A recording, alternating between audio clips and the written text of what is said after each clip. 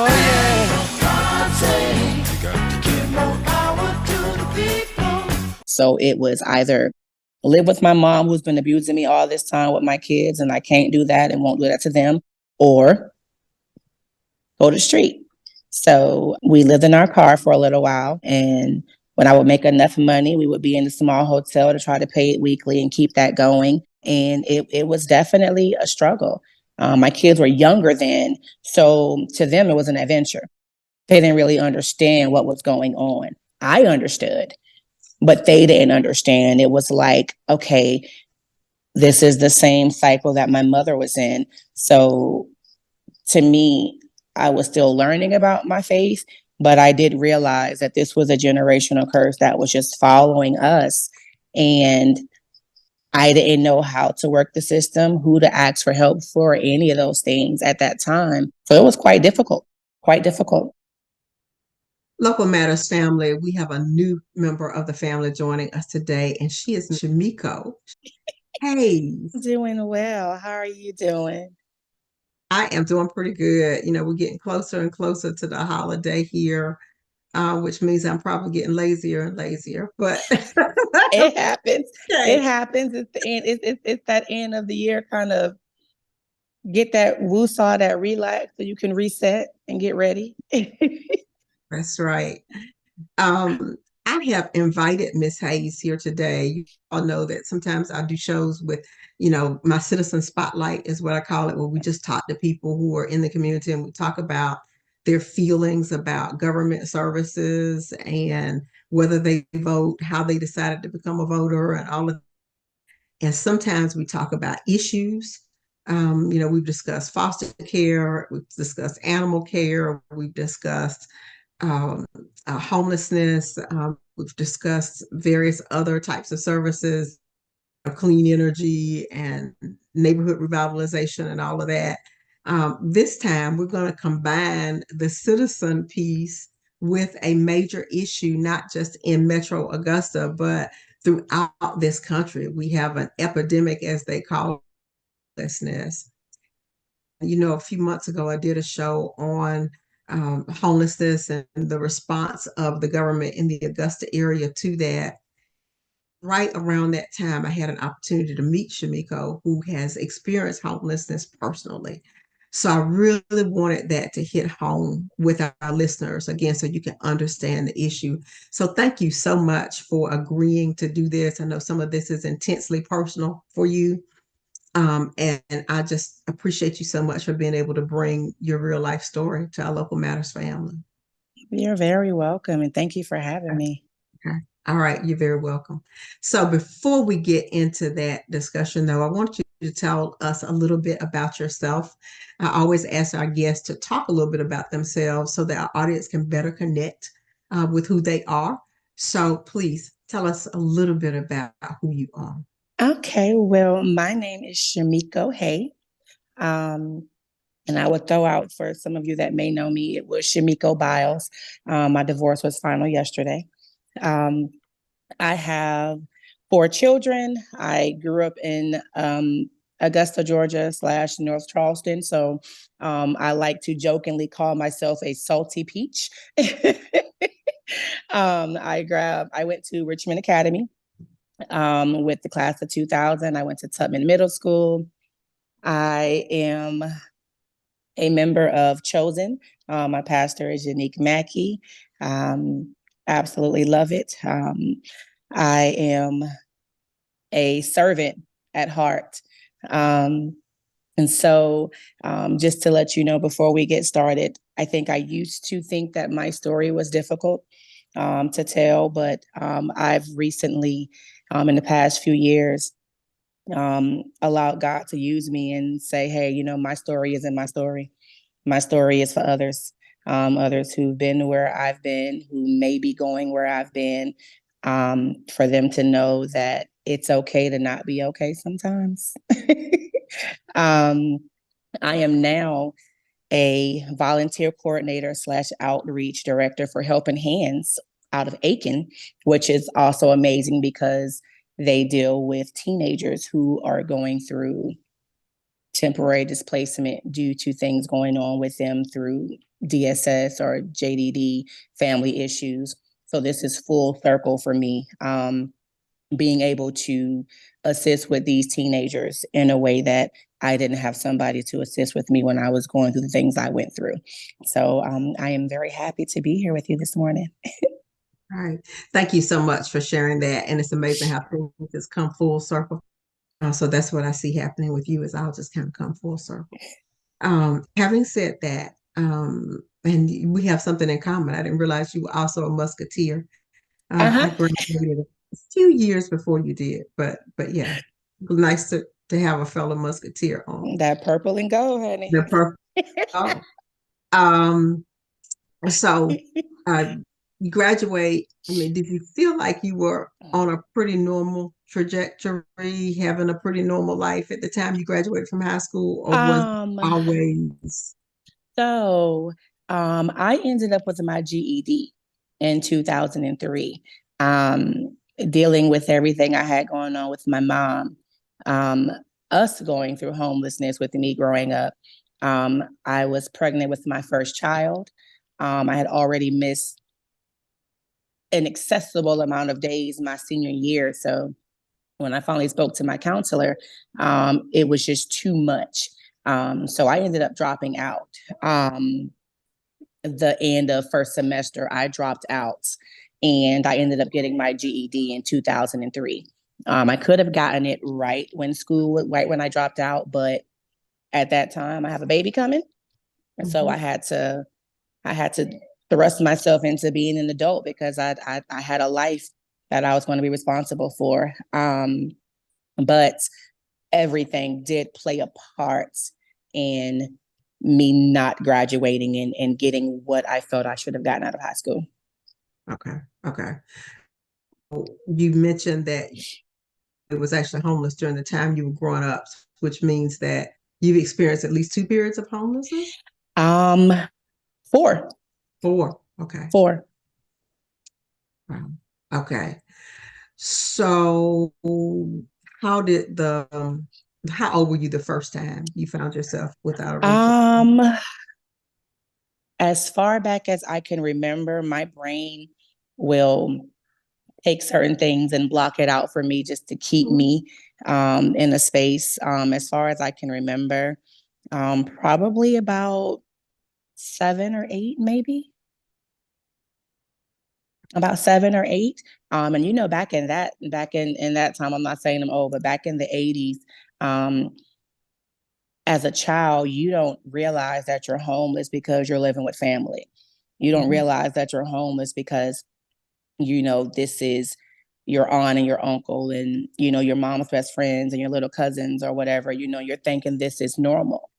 Mhm. But now as an adult, I know it wasn't normal. Um, we were at that time temporarily displaced for the most of my childhood.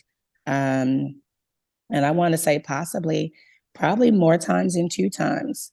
Um, I don't think I ever stayed at the same elementary school a year. I think I've been at a different school every year since first grade. Um, I have no pictures of myself. The first time I saw myself was in a fifth grade picture. So I really have no recollection of elementary school at all, honestly. It's just a really big blur of me going through whatever phases we kind of went through.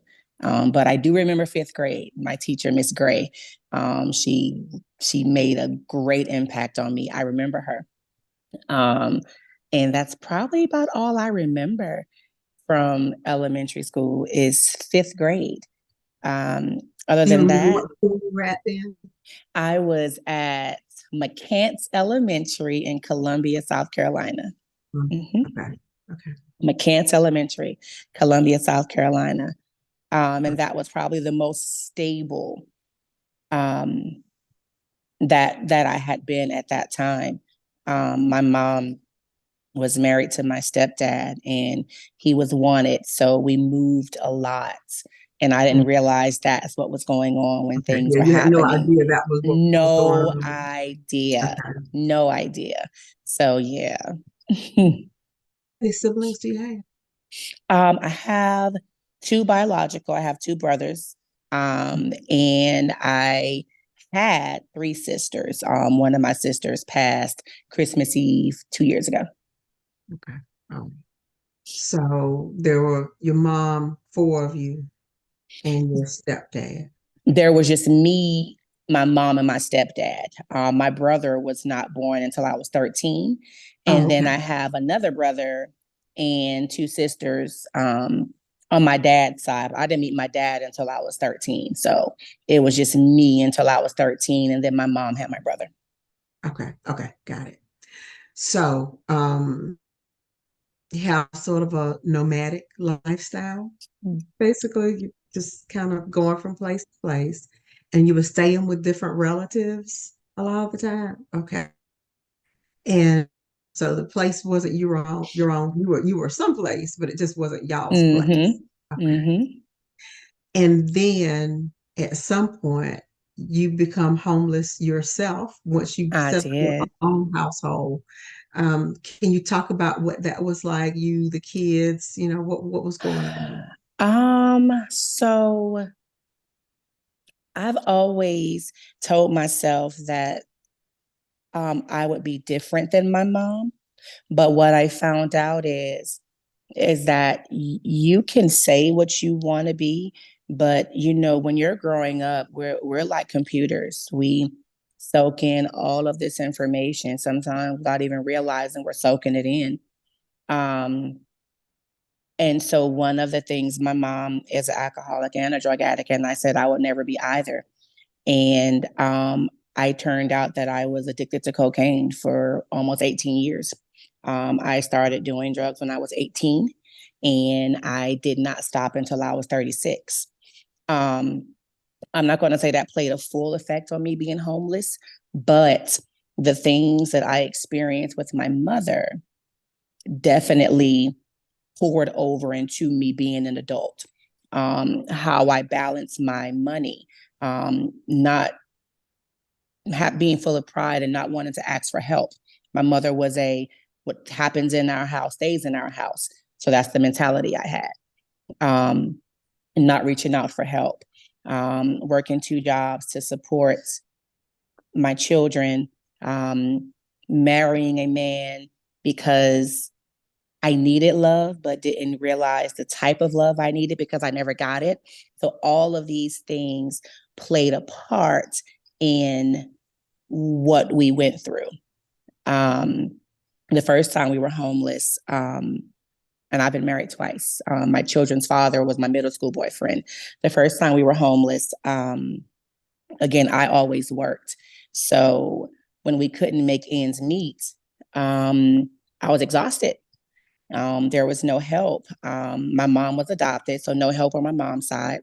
I didn't really have a relationship with my dad, so there was really no family. When I say we lived with family, I realized later that family was my mom's best friends. So her best friends were my aunts. Her homeboys were my uncles. But all of these people were in the same cycle she was in, and where I didn't want to go. So it was either live with my mom who's been abusing me all this time with my kids, and I can't do that and won't do that to them, or go to the street.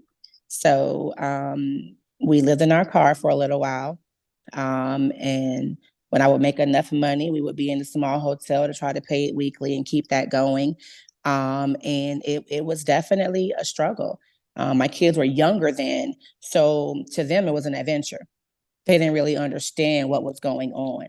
I understood, but they didn't understand. It was like, okay, this is the same cycle that my mother was in. So to me, I was still learning about my faith, but I did realize that this was a generational curse that was just following us.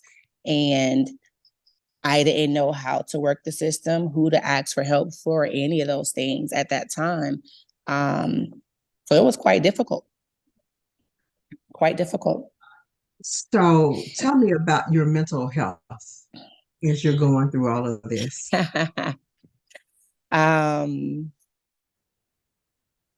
I tell myself I am one tough cookie. Um, I think a lot of the people that know me who haven't reached out when we were going through things didn't reach out because I've always been the strongest one. Um, Growing up with my mom and abuse and different things, being molested, being raped, I had to develop um, a very strong mental kind of space in here. So my brain took over and it did what it needed to do. Um, what I am learning now is at 42, um, my brain, my body, my heart, my spirit, everything. I'm in a place in my life now to where I'm secure in who I am and what I've been through. So I cry a lot. But it's good. It's a good cry. But I do cry a lot. I'm open about talking about where I've been. And that helps me. Prior to this, I was very controlling. Um, I felt like because I didn't have control over situations growing up, I need to be in control now. Um, I think that was probably one of the other reasons. Um, I ended up married twice because I was searching for things that I did not get. I was searching for a home. I've been moving with jobs and moving with places for so long. I didn't realize I was just searching for a permanent home because I've never had one. So yeah. Stability is definitely, um, I think sometimes the most successful people are the ones with the most stability, because it just takes away a layer of things that you got to worry about. If you know where you're sleeping, you know there's going to be food on the table, you know your mom, your dad going to be in the house that day, those things allow you to think and move at a higher level, It does. because of that stability, and you of course were afforded none of that from day one. And I don't want to go. If I get too personal here, you just let me know. No, you're fine. You are Mentioned being fine. sexually assaulted. Um, was that by one of the, friends of your mother? It was. And one of them was actually my cousin. Um, it was a lot. Not really. I knew it was wrong, but I didn't know how to deal with it. Um, I didn't know who to talk to about it. My mom was pretty much never home. So as a child, I knew it was wrong, but I also felt, I think, a sense of love, attention. And I think I needed it. I craved it. And so I accepted it. Um, and as I got older, I realized that, I was a child and I was being taken advantage of. I was in a situation where there was no protection, there was no guidance, there was no security or any of those things. So I formed what I thought was protection, security, and love from the people I was around. So did this go on over a period of time? It did. My mom left me with my grandmother, who is now deceased, my stepdad's mom, and it went on for a while there, and then once we moved from there, it happened again a couple of years later when we moved to Columbia with one of my mom's best friends, who I called my uncle, and then I started hanging out at an early age again because I'm looking for attention. Um, and then I was raped when I was 12, right before we moved to Augusta, Georgia. All right. So you have survived uh, sexual assault, multiple sexual assault, molestation, um, drug abuse, teenage pregnancy, homelessness, and now you're 42 and still standing. Yes, ma'am. I Okay. am. I didn't have this on my list of questions, but how is it that you're 42 and still standing, having survived?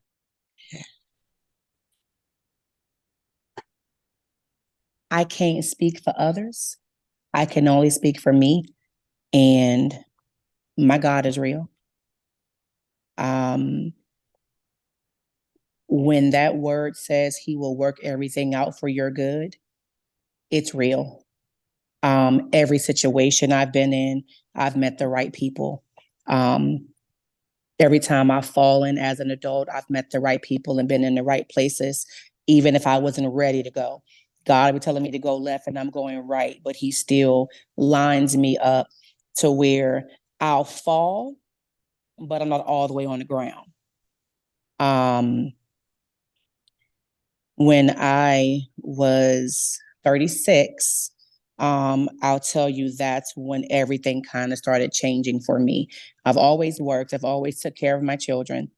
Until I came out and told everybody I was on drugs for 18 years, nobody knew. I was very functional.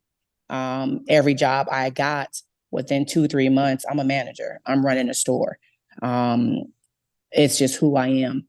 But when I was 36, I went to Chosen for the first time for a service. And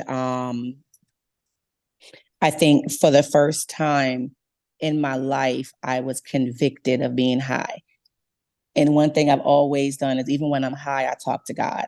God, whenever you convict me of something I'm doing, then I know it's time for me to stop something. And he's probably convicted me before, but I wasn't listening.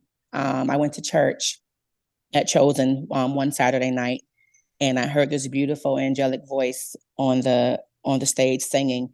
And I had been doing praise and worship singing at my previous church before that. It's one of the things that keeps me. Music keeps me. um, and I went to church that night, and my body, my spirit, everything was so uncomfortable when I walked into that building. I had to immediately leave, Miss Janice. I couldn't even stay. Um, the high in me was not comfortable with that pure worship spirit that was going on at that church. Um, I immediately called my sister Camilla and told her what was going on. And I started going back to Chosen after that happened. 2 weeks later, um, I joined their praise team. And on the way going home that Thursday night, I heard God tell me plain as day, Chimeco, throw your drugs out. Um, that was December of the year I turned 36. And going down I-20, heading back to Washington Road, um, I threw out $200 worth of cocaine out my window. Um, and I have not looked back. Um, and I know that was kind of a crossroads for me. It was God saying, listen, I've kept you this long. Faith without works is dead. If you're wanting to keep going from this point and you want your life, you have to make a decision to want your life. And I made a decision that I'm no longer going to be angry with my mom, the people who've hurt me, my situations, or anything. Um, and the only way to start is to start. And it was scary. I was in this box. We're so used to being comfortable in this box. We know what's inside this box. We know how to be homeless. We know how to live paycheck to paycheck. We know how to borrow. We know how to ask. But so many of us are scared to step out of that box and see what else is there? What else can you be? What else is out there for you? Um, And so I had to step out of that box. So at 36, I stepped out of that box, and I have not looked back. That is an awesome testimony. That's an awesome testimony. So even the scripture you referenced was Romans 8:28. All things work together for good to those who love the Lord and those who are called according to his purpose. So you believe with even all terms, all of the horrible things, abuse, sexual abuse, you think all of that was all coming together to get you to a better place. Now I do. Now I do. I used to question it. I used to question God, why will you put me? Why am I in these situations? Why would you allow this? Um, I believe now that um, I'm meant to heal a nation of women. I'm meant to speak. I'm meant to sing. Um, I'm meant to do these things. It's what he placed me here for. And I've been running from it for a long time. And he's been placing me in the same place to lead women for a long time. I can think back to when I was 15, 16, 17 at Beulah Grove Baptist Church. And I've been in this place for a very long time. Um, and I don't need a college degree to tell me this is what God has been telling me. You've lived this life. You have a full lifetime experience of things you can attest to, things you can talk about. Um, I prayed a long time ago and asked God. One of my favorite songs is LL Cool J, "Around the Way, Girl." I prayed a long time ago and said, God, I don't even know if this is the right thing to pray, but you know that song LL Cool J, "Around the Way"? I need you to make me an around the way girl. When I am around other women, I need there to be a connection. Something within me that they're dealing with, I need that to be able to break so that I can reach whoever I need to reach. So that woman can reach one, and that woman can reach five, and that woman can reach 10. So at this point in my life, I am a 100% open book. Okay. That is an awesome testimony.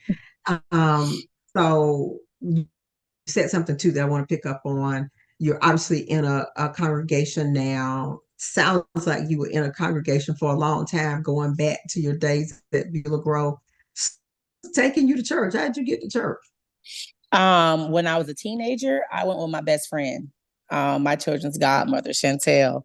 And that's how I would go at that point. My mom was when my grandmother died, her adopted mother, my mom would go to church for a little while on New Year's. We'd go on Easter, and that's pretty much about it. So I went during middle school and high school. I went to Beulah Grove with my best friend Chantel. As an adult, I didn't start back going until I was around 23, 24 when I moved to Greenville. And I started back going and I joined the praise team. And again, praise and worship has always been um, my door, my portal to me keeping a relationship with God. Um, I know scripture and I can go to scripture when I need it. And if I don't know which one I'm looking for, I'll Google, give me a scripture on this. And so I learn it that way. But praise and worship, um, it has always been my foundation. So I'm very, very blessed and full of immense gratitude that God has blessed me with a voice to be able to use and sing and get through things. I've been singing since the first time I was molested. The first song I sung through being molested was Anita Baker. And I would hum her in my head the entire time this is going on. So I've been singing since I was about 6. So you also spoke to something that's really important to me, that should be to everybody, is that you had friends who were taking you to church in the middle of all this chaos that is happening in your life. that sounds like that friend who made sure that you went was a lifesaver Hmm. to a large degree. She and I don't, if she listens to this podcast, this will probably be the first time that she ever hear me say this. But she was my lifesaver. She is the godmother to all of my children. Um, she was front and center when I had my first child, front and center. Um, but she came into my life at a time where it was just me and my mom, and I was used to what I was used to. And so she kept me grounded without even realizing that she kept me grounded. Um, Saved my life 3 times. I would have committed suicide 3 times. She saved my life 3 times without even knowing that she saved my life 3 times.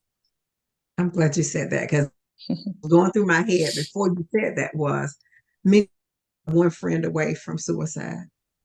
Mhm. So that's beautiful. That's absolutely beautiful. So um, in the middle of the chaos, going to worship occasionally because of your friend, all these that many of us think would be the end of the world. The teen pregnancy, the dropping out of high school, and then subsequently, how many total children do you have?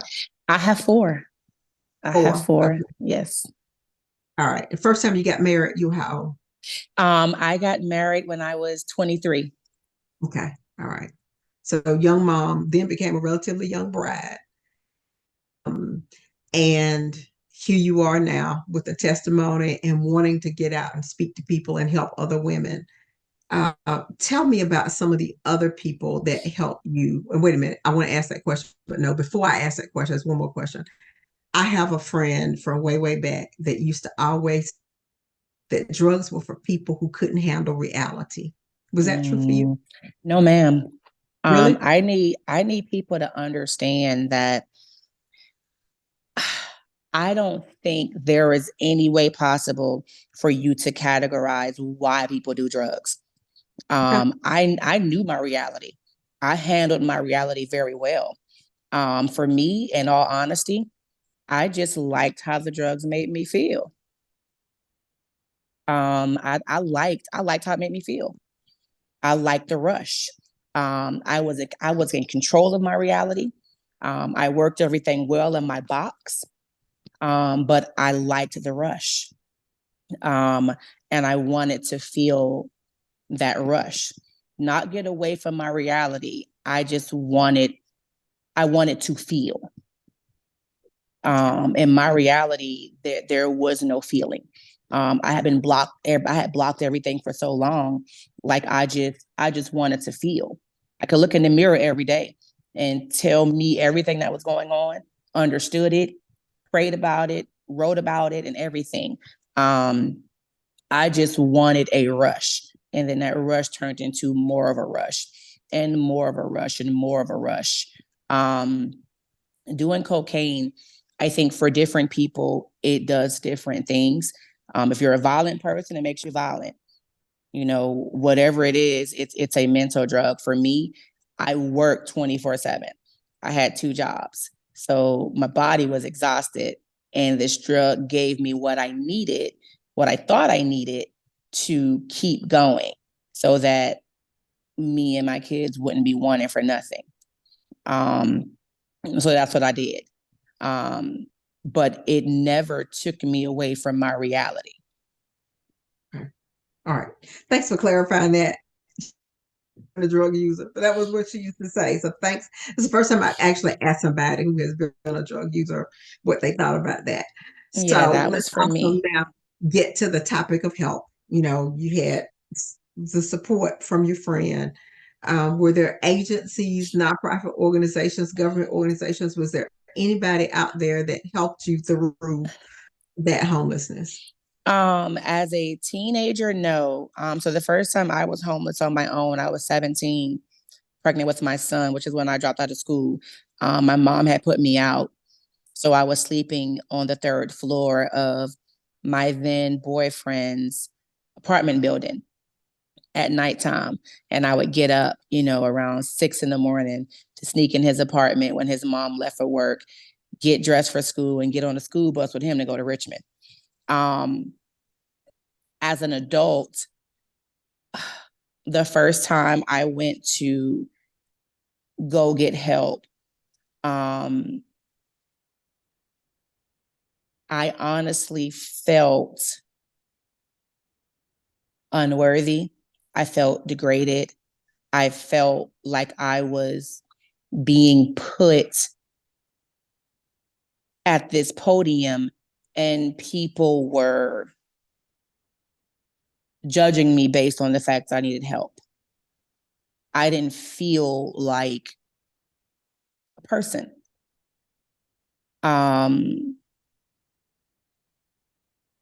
I felt more like, why am I even here asking you for help if you're going to make me feel like this? I don't think everybody is meant to be in a professional setting helping with people who have been temporarily displaced. Just because your degree says you can do that job does not mean that that's the job you should be doing. And that's how I felt. And this was with Share in Greenville. It's almost like that thing where, when a person quits a job, most of the time, 92% of the time, you're not quitting the company. You're quitting the manager or the coworkers you work with. So it wasn't Share itself, but it was the people. And if you're not going to train your people in being compassionate and having empathy for people who are going through what I went through on a consistent basis, sometimes sitting in on those interviews with your representatives who are representing you and your organization when talking to people like us, I believe we're always going to go through what we're going through. The first time I felt like a real person when was going through homelessness was in Augusta. The second time I was homeless was with my second husband. And we went through Family Promise in Augusta, Georgia. And that experience, I needed that experience. I needed to know that it was people out here that actually cared about what they were doing, and they weren't only trying to put me in a place and then shove me off. They wanted to get down to the root of what was going on and why I was now homeless again for the third time. I think that's needed. So yeah, that was the first time I felt like a real person when I went through Family Promise. Wow. Well, thank God for them. That you did feel like you were treated with respect, which is so important. So you work with Family Promise. Was it help me? Did you get more stable housing after you gave up the drugs, or did that before you gave up? It was before I gave up the drugs. I've always had stable housing, but having a job that can supply for a family and pay your bills is a lot in our society. And so I never quite made enough to keep my bills paid and take care of my children. It was a struggle. It for years, it was a paycheck to paycheck struggle. I was always one paycheck away from, losing my place. After I got off of the drugs, of course, there was more money available. I had to sit back one day and I looked at, the different methods I would use to purchase drugs. And it tells you how much money you've spent. And I fell on my knees crying and praying to God and thanking him.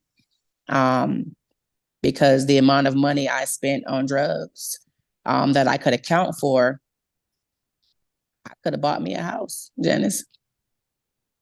You know, so definitely in a different headspace mentally without the drugs. But if you go back to me being a child and a teenager, young adult, I was never taught how to budget money anyway. So now you couple that with me being a drug addict, and I'm out here just trying to figure things out.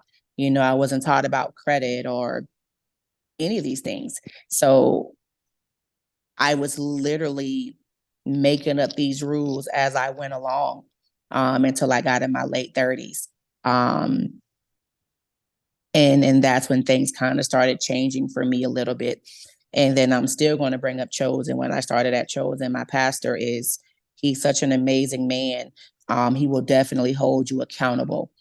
And me linking with my best friend Camilla at Gospel Water Branch is what led me to Chosen. And not until I got to Chosen when I was 36, 37, did I really start thinking about the direction of my life, and what things I have been doing and the cycle I have been in for so long, being on top to go back down, being on top to go back down, and really thinking about what my brain had been programmed to do. My brain was programmed on, we're only going to be good for a little while, then we're going to fail. So it's going to happen automatically, it just happens. When I started speaking differently about my life, I started doing different.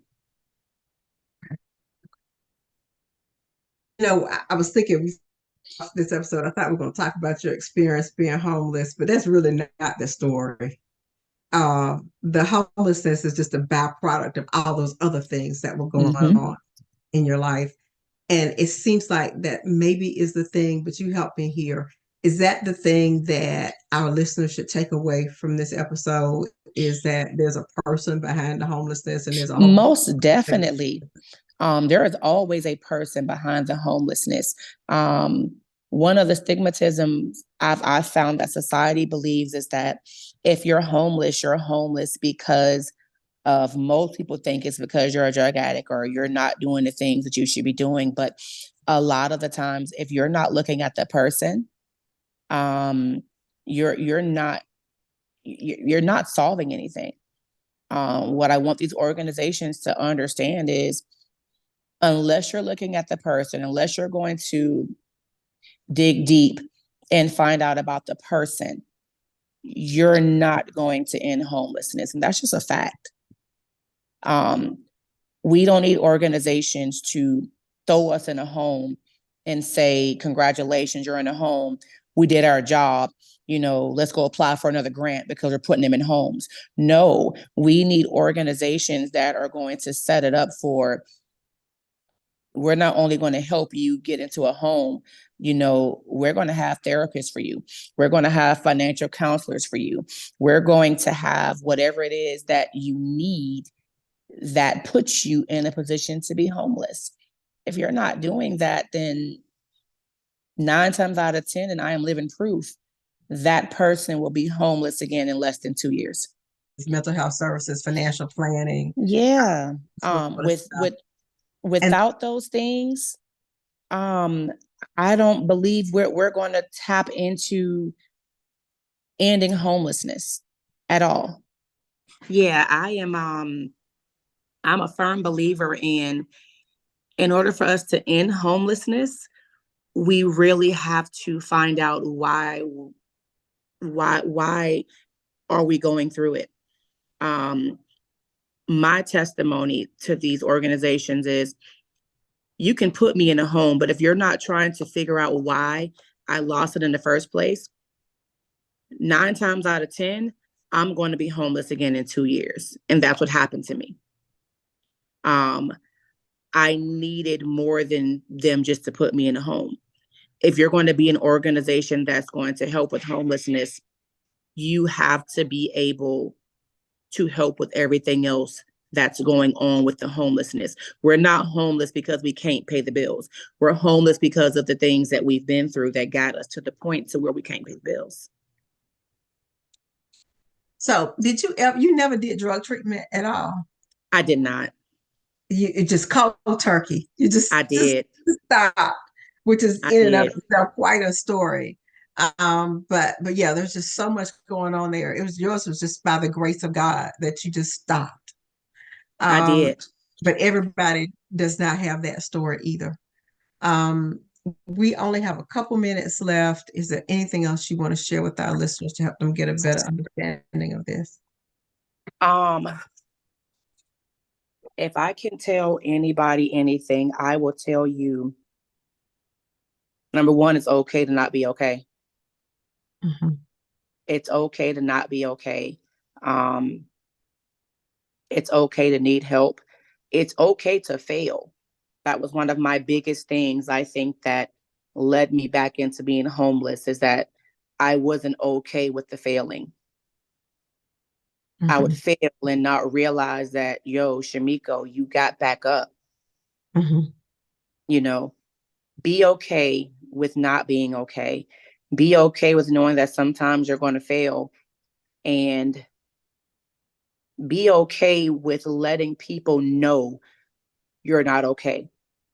Out of the 4 or 5 times I've been homeless as an adult, if I had reached out to the people that God did place in my life that I trusted and told them what was really going on instead of hiding it and trying to do it on my own, I don't believe I would have been homeless 3 of those times. Um, I am right now living in an Airbnb, which is technically I'm temporarily homeless. Back in Augusta, Georgia, I got laid off from my job of 6 years back in February. I thought I was going to retire with that job. Um, I opened up my mouth and did something completely different. And I told my pastor and my best friend at my church that I was not okay for the first time in my life. Mhm. And this is the most stable I've been, because I'm okay with being where I am right now. And God is moving and working even more. I think because I've stepped out of the way and realized I'm not in control of absolutely nothing. Look at COVID. We're not even in control of the air that we breathe anymore, you know? And I'm okay with that. And I'm okay with reaching out to the village that God has placed around me. Um, and I'm okay with saying where I still need help. If you can't admit where you still need help, most of the times these organizations aren't going to give you what you need because you're going in here with a mask on, asking for something when what you really need is something else. So if you're really ready to change, if you're ready for change, then you have to put your best foot forward and be ready for change. Say what you really need. It's time to take the mask off and say what you really need. Thank you so much for sharing so many of the details of what you've been through your life. And I hope it lends better understanding to our listeners. I do want to point out, some of you maybe, how did you even find Miss Hay? And I said, yes, and I want to explain that story too, because at the time that we met, we were providing public service. I Yes, mean, we were serving on a panel through the CSRA Community Foundation. They give grants to area organizations that are doing good things. And we were actually on a grant panel together. We visited several agencies together and made some really tough decisions about who we thought needed the funding the most. And fortunately, 2 of the organizations that we recommended did get funding. So we appreciate that from the Community Foundation. Just wish there was more money out there. But also what the point I was making was that with all of that, you're still willing to take your time and energy to try to make conditions better for others and provide some service. And you had a unique perspective on many of that we visited because you had actually seen them in action firsthand. mm-hmm. Yeah. Thank you so much for Thank you. sharing your story. Thanks for being a guest. You are now part of the Local Matters family. So we appreciate you doing Thank it. you for having me, and thank you for doing what you're doing. It's needed. Um, so often we don't really have avenues for us to learn about what's going on in the community and what really matters. Um, we hear it from others' perspectives, but not from our perspective. And so it's definitely needed. And I thank you for having me on today. You're very welcome.